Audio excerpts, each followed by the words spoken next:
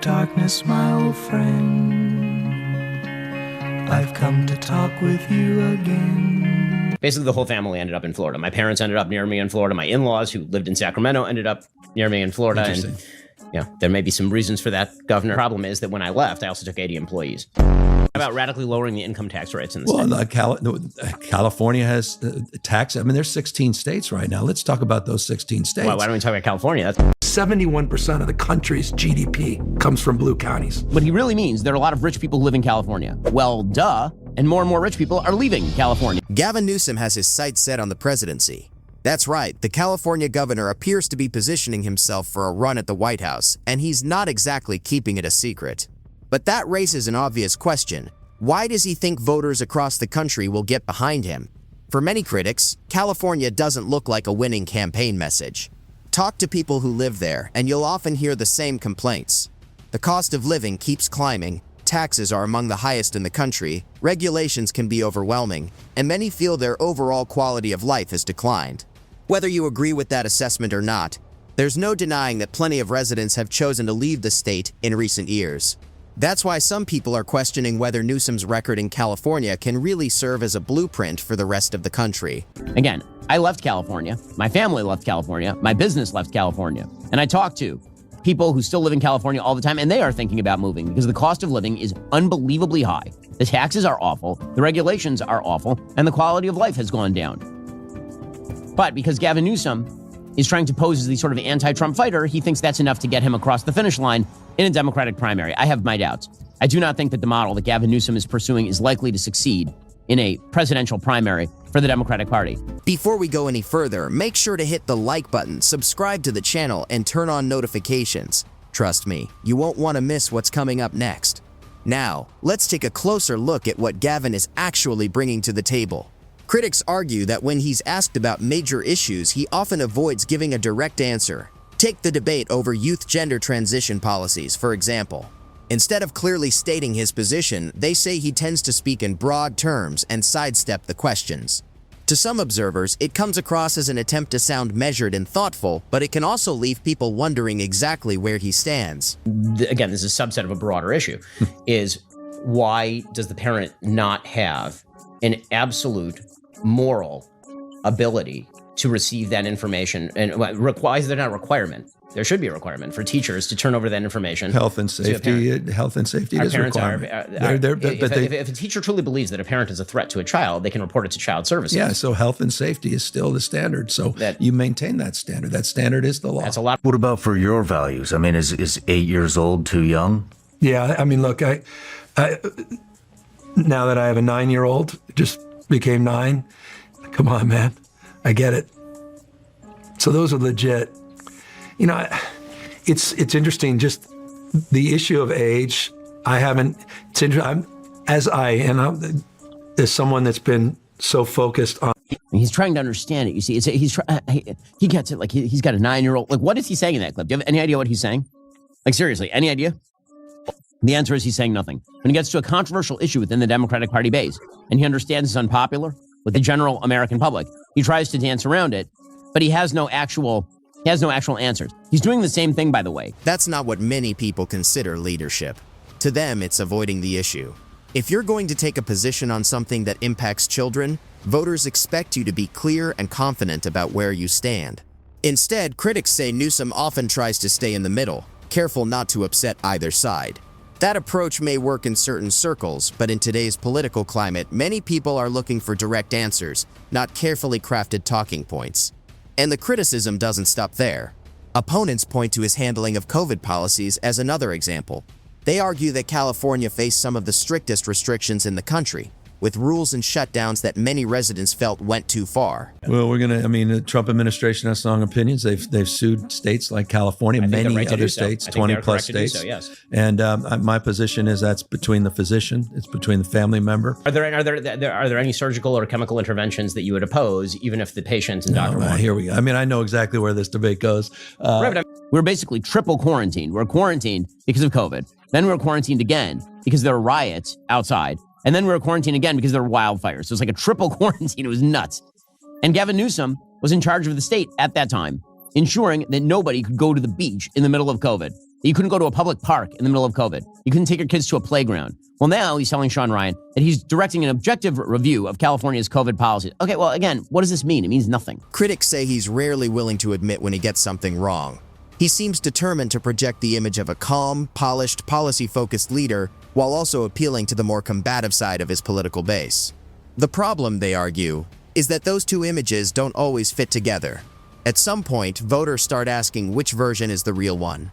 Trying to be both at the same time can end up leaving people unsure of what you actually stand for. What's interesting about this process is none of us have really reviewed in an objective way. It's all through the lens of politics, what we did right and what we did wrong. And so I'll answer that question by telling you what I've just tasked. I've asked our team to put together an objective review of everything we did right, everything we did wrong. We're interviewing people that vehemently disagree with us, that oppose the mask mandates, that oppose the stay-at-home orders, people that are international experts. We're stress testing our entire process. Coulda, shoulda, woulda.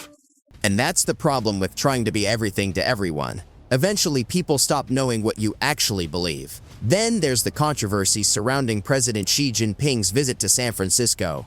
Critics were quick to point out how parts of the city seemed to get a major cleanup just before the visit, with streets and public areas looking noticeably different. The issue gained even more attention when Newsom's comments on the situation appeared to shift over time, giving opponents another reason to question his consistency. You know, we hear a lot about San Francisco and the homelessness and pooping on the road and all that kind of stuff, and it seemed like all of that was cleaned up when Xi came to town. Yeah. Is that true? Complete. That's complete. The city, which, by the way, I'm no longer mayor, was organizing for dozens and dozens of foreign leaders, not just Xi, Okay. to arrive for APEC. And the city, over the course of last year, had finally started to step up its game to address what's happening on the streets and sidewalks. And there was no question when you have a major international conference that there was investments made to prepare the city, as any convention and any city would. And that's where critics say the explanation starts to fall apart. If the city was cleaned up, then clearly officials knew the problems were there. The question is, why did it take a high-profile international visit to get that kind of attention? Was it simply routine preparation for a major world leader coming to town? Or was it an effort to present a better image of the city than residents see on a daily basis? Either way, opponents argue that the situation raised uncomfortable questions about priorities and why those improvements weren't made sooner. Okay, so anyone would have cleaned it up. But then he admitted, actually back in 2023, that, yeah, they kind of just cleaned it up for Xi Jinping. I know folks say, oh, they're just cleaning up this place because all those fancy leaders are coming into town. That's true, because it's true. Spoiler, it's the second one. At least that's what critics believe. The idea is simple. Make things look fine on the surface, even if the reality is a lot more complicated underneath. And to many people, that sums up Gavin Newsom. A focus on presentation, on optics, on keeping the image polished, even when problems remain unresolved behind the scenes. Now he's pointing to California's GDP as proof that things are going well. And we're, by the way, a donor state. We provided $83.1 billion more than we received from the federal government. Texas took $71.1 billion.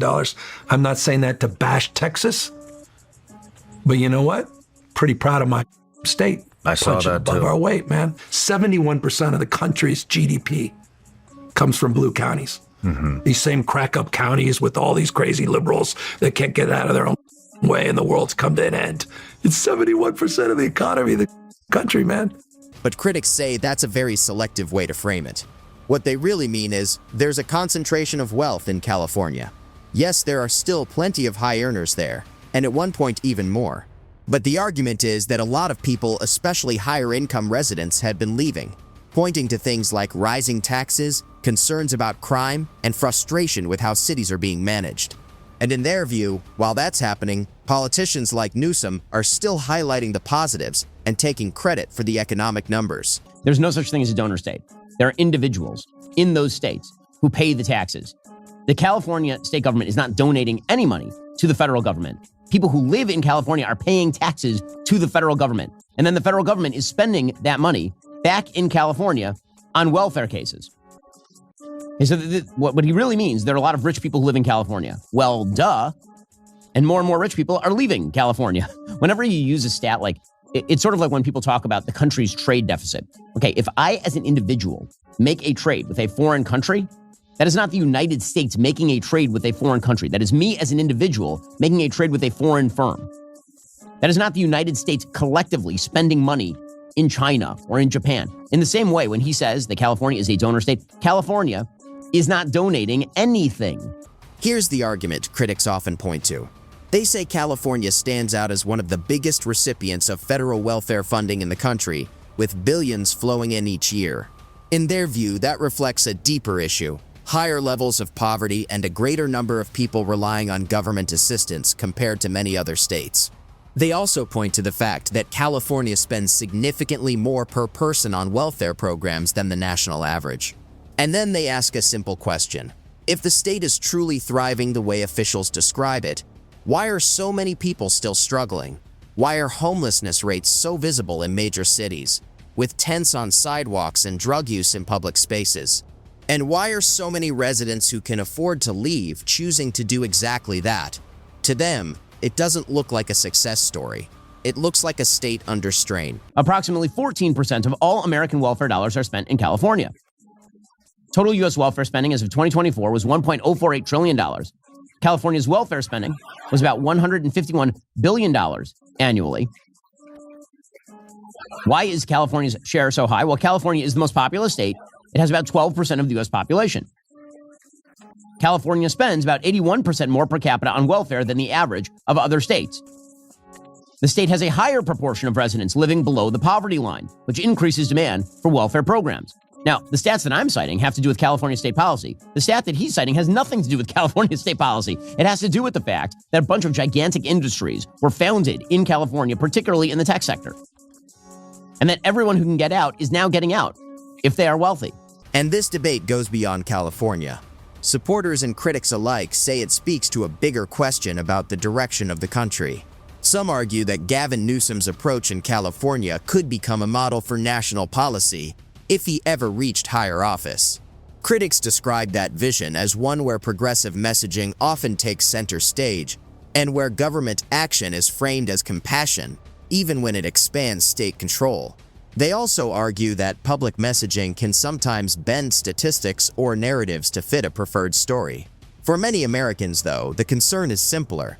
They want more freedom, safer communities, and the ability to raise their children without feeling like politics is constantly entering every space of daily life.